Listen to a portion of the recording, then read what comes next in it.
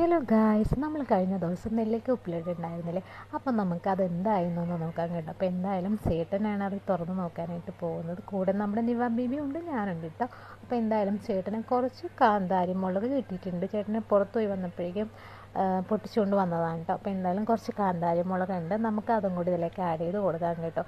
അപ്പോൾ കുറച്ച് ദിവസമായാലും നമ്മൾ ഇട്ടിട്ട്, അപ്പോൾ ഇതെന്തൊക്കെയായാലും നമുക്ക് നോക്കാം. അത്യാവശ്യം പുളിയും എരിവൊക്കെ ഇതിൽ പിടിച്ചിട്ടുണ്ടാവുള്ളൂ, കാരണം നമ്മൾ നെല്ലിക്ക നല്ല സ്ലൈസ് ചെയ്തിട്ടാണ് നമ്മൾ ഇട്ടേക്കുന്നത് കേട്ടോ. അപ്പോൾ നിവാൻ ബേബി എന്തായാലും മുമ്പിൽ തന്നെ ഉണ്ട് നെല്ലിക്ക എടുക്കാനായിട്ട്. അപ്പോൾ അപ്പയാണ് ഫസ്റ്റ് ടേസ്റ്റ് ചെയ്ത് നോക്കുന്നത് കേട്ടോ. നിവാൻ ബേബിക്ക് ഇങ്ങനെ ഈ കുക്കിംഗ് സംബന്ധമായ കാര്യങ്ങളൊക്കെ ഭയങ്കര ഇഷ്ടമാണ് കേട്ടോ. അപ്പോൾ ആൾ എക്സ്പ്രഷൻ കാണിക്കുന്നുണ്ട്. ഇവൻ പൊതുവെ ഇങ്ങനെ ഈ പുളികളൊക്കെ കഴിച്ചിട്ട്, പുളികളൊക്കെ കഴിക്കുന്ന ആൾ വളരെ കുറവാണ്. പക്ഷേ ഇതിങ്ങനെ കഴിക്കുമ്പോൾ പുളി വരുമ്പോൾ ഇയാളിങ്ങനെ എക്സ്പ്രഷൻ കാണിക്കും കേട്ടോ. അപ്പോൾ നമ്മളതനുസരിച്ച് ചിരിക്കുമ്പോൾ ആൾ ഭയങ്കര ഹാപ്പിയാണ് കേട്ടോ. അപ്പോൾ അവൻ അതിന് വേണ്ടിയിട്ടാണ് കൂടുതലും ഇങ്ങനെ ഉപ്പും പുളിയൊക്കെ ആയിട്ടുള്ള സംഭവങ്ങൾ കഴിക്കുന്നത്.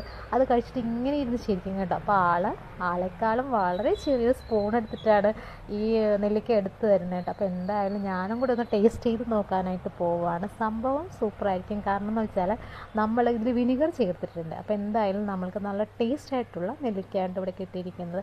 അപ്പോൾ അത്രയേ ഉള്ളൂ. ഇവിടെ ഇഷ്ടമായി ലൈക്ക് ചെയ്യാനും കമൻറ്റ് ചെയ്യാനും സബ്സ്ക്രൈബ് ചെയ്യാനും മറക്കരുതും കേട്ടോ. അടുത്ത വീഡിയോ കാണാം. ബൈ.